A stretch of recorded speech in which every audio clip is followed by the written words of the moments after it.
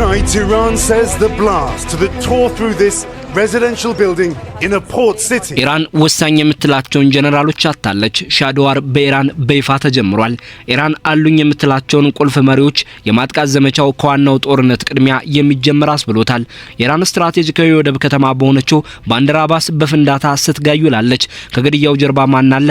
በአሜሪካ ወይም በሞሳድ ጥቃት የተሰናበቱ የኢራን መሪዎች እነማን ናቸው? በዝርዝር ይዘነዋል። አብራችሁን ቆዩ።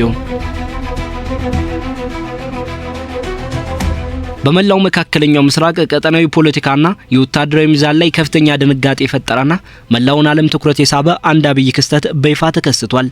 የኢራን እስላማዊ አብዮታዊ ዘብ የባህር ኃይል ዋና አዛዥ የሆኑት ሪር አድሚራል አሊ ሬዛ ታንጊሱሪ ስትራቴጂካዊ ጠቀሜታ ባላት የባንደር አባስ ወደብ ከተማ ውስጥ በተከሰተ እጅግ ኃይለኛ ፍንዳታ ህይወታቸው ማለፉ ተረጋግጧል።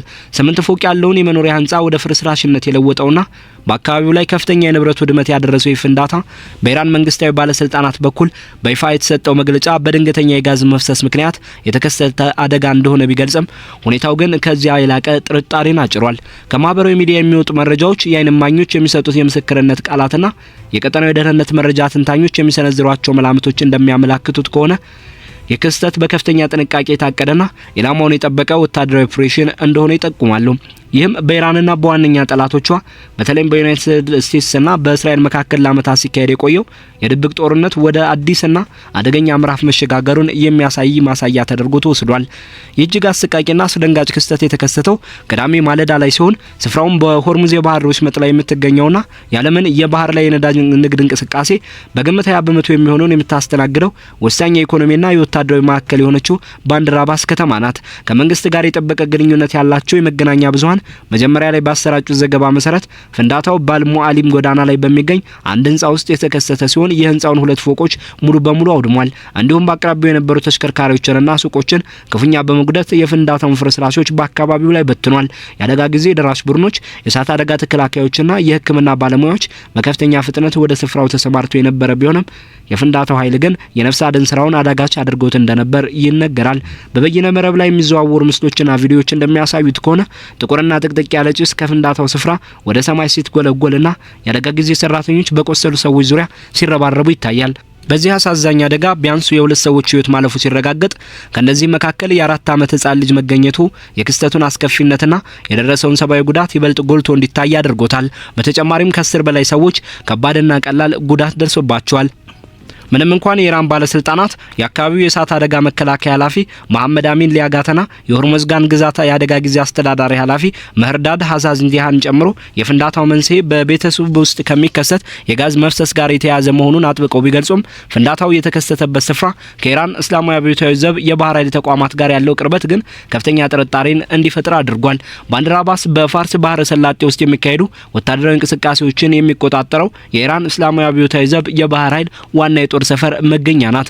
ይህ ባህር ኃይል ክፍል በሆርሙዝ የባህር ወሽመጥ ላይ የሚደረጉ የንግድ መርከቦች እንቅስቃሴን በማስተጓጎልና ቀጠናዊ ዛቻዎችን በመሰንዘር ረገድ የኢራን የባህር ላይ ስትራቴጂ ግንባር ቀደም መሪ ነው። በ2018 ዓ.ም በፈረንጆቹ አቆጣጠር በከፍተኛ ኃላፊነት ላይ የተሾሙት ሪር አድሚራል ታንጊሱሪ በአብዮታዊ ዘበኛ ኃይል ውስጥ ለረጅም ጊዜ ያገለገሉ አንጋፋ መኮንን ሲሆኑ በተለይም በዩናይትድ ስቴትስ የባህር ኃይል ላይ በሚሰነዝሯቸው ጠንከር ያሉ ማስጠንቀቂያዎችና ባላቸው ጽኑ አቋም ይታወቃሉ። አድሚራሉ በጠላት መርከቦች ላይ ያነጣጠሩ ጥቃቶችን የሚለማመዱ ወታደራዊ ልምምዶችን በመምራትና በቀጠናው የአሜሪካ የጦር መርከቦች መኖራቸውን በጽኑ በመቃወም ይታወቁ ነበር። ከክስተቱ ጋር ቅርበት ካላቸው ምንጮች፣ ከማህበራዊ ሚዲያ ገጾችና ከቀጠናዊ የዜና ማሰራጫዎች የሚወጡ ዘገባዎች ይህንን ፍንዳታ ከአድሚራል ታንጊሱሪ ሞት ጋር በቀጥታ እያያያዙት ይገኛሉ። ያንደ የዓይን እማኝ እንደገለጸው ከአብዮታዊ ዘብ ወታደራዊ አልባሳት ጋር ተመሳሳይነት ያለው አረንጓዴ ደንብ ልብስ የለበሰ ሰው በፍርስራሽ ውስጥ ሲወጣ መታየቱ አዛዡ ፍንዳታው በተከሰተበት ወቅት በስፍራው እንደነበሩ የሚነገረው መላምት አጠናክሮታል። እኩለ ቀን ላይ ደግሞ ከተቃዋሚ የዜና አውታሮችና ስማቸው ካልተጠቀሰ የደህንነት ምንጮች የወጡ መረጃዎች እንደሚያመለክቱት ታንጊሱሪ ኢላማውን በጠበቀና በከፍተኛ ቴክኖሎጂ የታገዘ ጥቃት ተመተው እንደተገደሉ ተገልጿል። የጥቃት ድሮኖችን ወይም አስቀድሞ በህንጻ ውስጥ የተጠመዱ ፈንጂዎችን በመጠቀም የተፈጸመ ሊሆን እንደሚችልና የክስተቱ አቀራረብም ድንገተኛ አደጋን እንዲመስል ተደርጎ የተቀነባበረ ሊሆን እንደሚችል ተገምቷል። እነዚህ መላምቶች ይበልጥ ትኩረት እንዲያገኙ ያደረገው ሌላው ምክንያት ጥቃቱ የተፈጸመው ኢራን በሆርሙዝ የባህር ወሽመጥ ላይ ለሁለት ቀናት የሚቆይና ጥይት የሚተኮስበት ታላቅ የባህር ኃይል ወታደራዊ ልምምድ ለማካሄድ ባቀደችበት ዋዜማ መሆኑ ነው። የወታደራዊ ልምምድ እሁድ እንዲጀምር ታቅዶ የነበረ ሲሆን አድሚራል ታንግሲሪም ይህንን ልምምድ በበላይነት እንዲመሩ ይጠበቅ ነበር። የዚህ ከፍተኛ ወታደራዊ መኮንን በድንገት ከጨዋታ ውጭ መሆን በኢራን ወታደራዊ መዋቅር ላይ ብቻ ሳይሆን በቀጠናዊ ኃይል ሚዛን ላይም የራሱን ትልቅ ጥላ ማጥላቱ አይቀሬ ነው። በመሆኑም ይህ ክስተት በቀጣይ ቀናት በመካከለኛው ምስራቅ ለሚኖረው ፖለቲካዊና ወታደራዊ እንቅስቃሴ አዲስ አቅጣጫ ሊሰጥ እንደሚችል ይጠበቃል።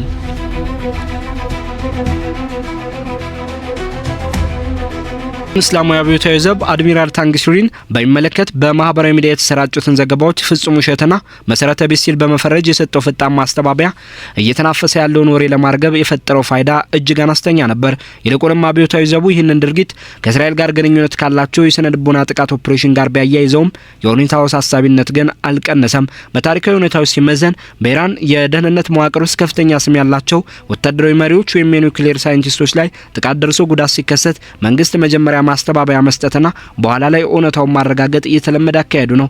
ቀደም ሲል በታወቁ ወታደራዊ መሪዎችና የሳይንስ ሊቃውንት ላይ የደረሱ ጥቃቶች ለዚህ እንደ አብነት ይጠቀሳሉ። የአይነቱ አሰራር ዘይቤ በሀገር ውስጥ ሊነሳ የሚችለውን አለመረጋጋት ለመቆጣጠርና የመንግስትን የበላይነት ለማሳየት የታለመ ሆን ተብሎ የሚደረግ ጥረት መሆኑን ተንታኞች ይገልጻሉ። በተለይም ኢራን በአሁኑ ወቅት በከፍተኛ ኢኮኖሚ ቀውስና በመንግስት የጭቆና እርምጃዎች ምክንያት የተቀሰቀሰውን መጠነ ሰፊ ህዝባዊ ተቃውሞ ለማርገብ እየታገለች ባለችበት ወቅት እንዲህ ያሉ ክስተቶች የመንግስት ተጋላጭነት ይበልጥ ጎልቶ እንዲወጣ ያደርጉታል። የሰብአዊ መብት ተሟጋቾች እንደሚገምቱት ከሆነ በቅርብ ጊዜያት በተካሄዱት ተቃውሞዎች የሟቾች ቁጥር 6500 አካባቢ የደረሰ ሲሆን በሺዎች የሚቆጠሩ ደግሞ የተደረሱ ሳይባሉ መቅረታቸው ለገዢው አካል ስጋት ሆኗል።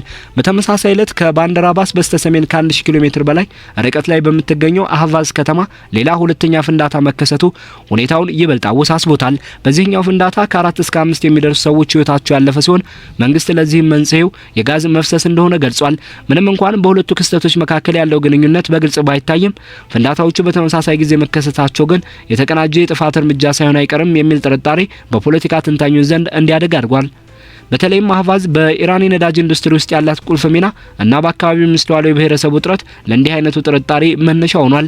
የእስራኤል ባለስልጣናት በበኩላቸው በሁለቱም ፍንዳታዎች ውስጥ እጃቸው እንዳልነበረበት በፍጥነት አስተባብለዋል። ሆኖም ይህ አይነቱ ምላሽ እስራኤል በኢራን ኢላማዎች ላይ በድብቅ በምታካሄዳቸው ኦፕሬሽኖች የታወቀችበት መደበኛ አካሄድ በመሆኑ የተፈጠረውን ጥርጣሬ ሊያቀዘቅዝ አልቻለም።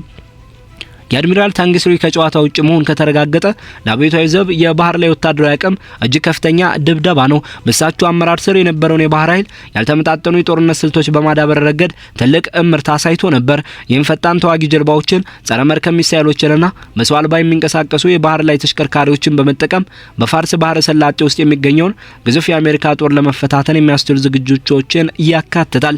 የእሳቸው ከኃላፊነት መወገድ የኢራን የባህር ኃይል ስልታዊ እቅዶች በሚተገበሩበት ወሳኝ ወቅት የአመራር መዋቅሩን ሊያናገው ይችላል። ይህ በሆነበት ወቅት የአሜሪካ ማዕከላዊ ኢራን ልታካሄደው ባቀደችው ወታደራዊ ልምምድ ወቅት ደህንነታቸው ያልተጠበቁ እርምጃዎችን እንዳትወስድ ማስጠንቀቂያ ሰጥቷል።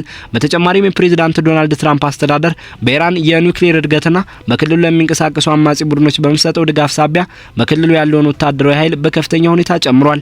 ይህም የአውሮፕላን ተሸካሚ መርከቦችንና ተዋጊ ጀቶችን እያካተተ ነው። የኢራኑ ፕሬዝዳንት መሱድ ፔዜሽኪያን ዩናይትድ ስቴትስን፣ እስራኤልንና የአውሮፓ ሀገራትን በሀገሪቱ ውስጥ ጉዳይ ጣልቃ በመግባት ሀገሪቱን ለማፈራረስ እየሰሩ ነው ሲሉ ከሰዋል።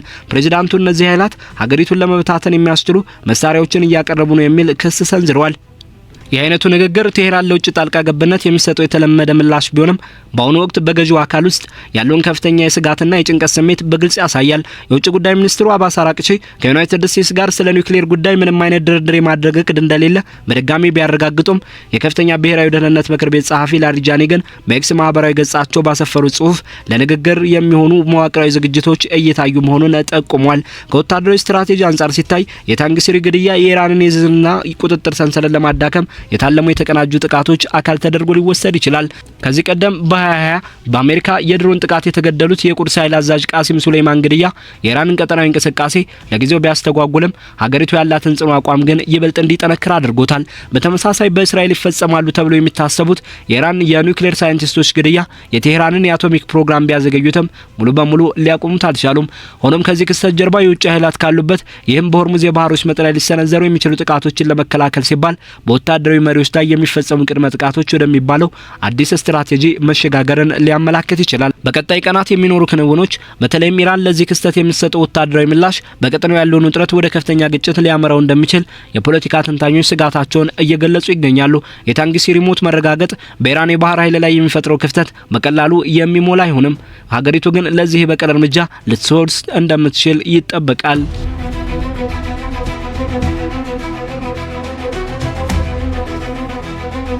የባንደር አባስ ስትራቴጂካዊ አስፈላጊነትና ወታደራዊ ፋይዳ በምንም አይነት መመዘኛ ቢሆን በቀላሉ የሚገመት ወይም የሚታለፍ አይደለም። ይህች ከተማ ወደ ፋርስ ባህረ ሰላጤ ለመግቢያነት እንደ ዋነኛና ብቸኛ በር የምታገለግል ስትራቴጂካዊ መውጫ በመሆኗ በዚህ ስፍራ ላይ የሚከሰት ማንኛውም አይነት መጠነኛ ቢሆንም መስተጓጎል በመላው ዓለም ላይ የሚዘረጋውን የኃይልና የኤነርጂ አቅርቦት ሰንሰለት በእጅጉ የሚበጥስ ከመሆኑም በላይ የዓለምን ኢኮኖሚ ምስቅልቅል ውስጥ ሊከት የሚችል ትልቅ ስጋት ነው።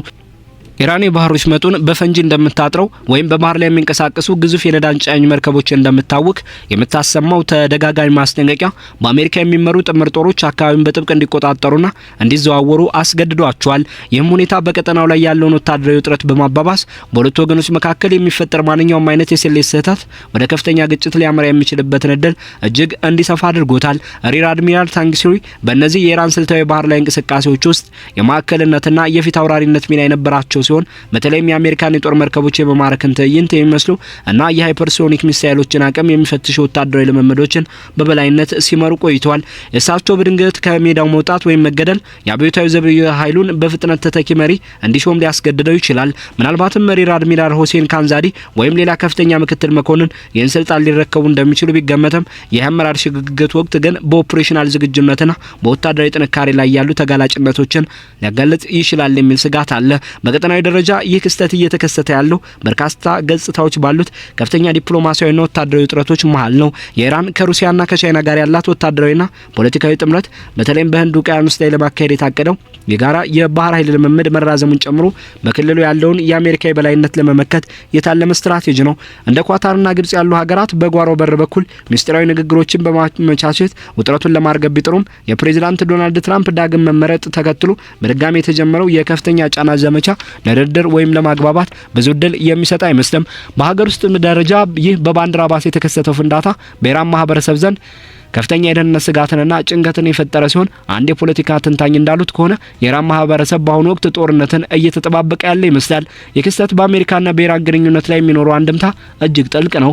ትራምፕ በመጀመሪያዎቹ የንግግር ጅማሮቻቸው ወቅት በኢራን ላይ ወታደራዊ ኃይልን ስለመጠቀም የሰጡት ማስጠንቀቂያ ኢራን የአጸፋ እርምጃ የምትወስድ ከሆነ በድጋሚ ወደ መድረኩ ሊመለስ ይችላል። ኢራን ልትወስድ የምትችለው ምላሽ በአሜሪካ መሰረተ ልማቶች ላይ የሚሰነዘር የሳይበር ጥቃት ወይም በኢራቅና በሶሪያ የሚገኙ የአሜሪካ ንብረቶች ላይ በአጋር አማጽያን አማካኝነት የሚፈጸም ጥቃት ሊያካትት ይችላል። የአሜሪካ ጦር በበኩሉ ቢ52 ቦምብ ጣይ አውሮፕላኖችንና ተጨማሪ የጦር መርከቦችን በቀጠናው በማሰማራት ዋሽንግተን ለማንኛውም አይነት ፈጣን ጦርነት ዝግጁ መሆኗን እያሳየች ነው። የቤንያሚን ኔታንያሁ መንግስት የአብዮታዊ ዘብ የባህር ኃይልን በቀይ ባህርና በሜዲትራኒያን ባህር ላይ ለሚንቀሳቀሱ የእስራኤል መርከቦች እንደ ቀጥተኛ ስጋት ሲመለከተው ቆይቷል። ሞሳድ ይህን እንግዲህ ያቀናበረው ከሆነ ይህም የእስራኤል ኦፕሬሽኖች ወደ ኢራን እምብርት መስፋፋታቸውን የሚያሳይ ሲሆን ይህም ይበልጥ ሰፊ የሆነ ክልላዊ ግጭትን ሊቀሰቅስ ይችላል። የአውሮፓ ሀያላን ሀገራት አስቀድሞም ቢሆን የኢራን ባለስልጣናት በሀገር ውስጥ በተቀሰቀሰው ተቃውሞ ላይ በወሰዱት የኃይል እርምጃ ምክንያት ማዕቀብ እየጣሉባቸው ይገኛሉ።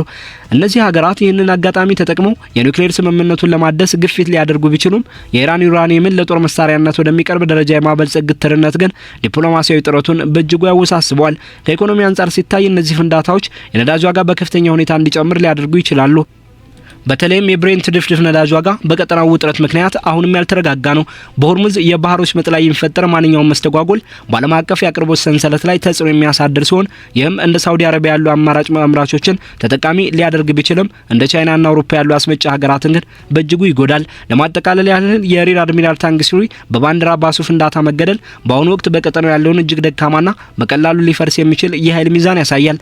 ምርመራዎች አሁን ቢቀጥሉም የክስተቱ ጊዜና ቦታ ግን የኢራንን የባህር ኃይል አቋም ለማዳከም የታለመውን ተብሎ የተፈጸመ ተግባር መሆኑን በእጅጉ ያመላክታል። የቀጠናው ተዋናዮች በሚያደርጉት ወታደራዊና ፖለቲካዊ እንቅስቃሴ ውስጥ የስሌት ስህተት የመፈጠር እድሉ እጅግ ሰፊ ነው። ይህም ታላላቅ ሀያላን ሀገራትን ወደ ግልጽ ጦርነት ሊጎትታቸው ይችላል። በቀጣይ የሚኖሩት ጥቂት ቀናት የክስተት ለቀጠናው አዲስ የመለወጫ ነጥብ ይሁን ወይም ለረጅም ጊዜ ለዘለቀው የሁለቱ ወገኖች ጠላትነት ሌላ አዲስ ምዕራፍ እውነታውን የሚያጋልጡ ይሆናሉ።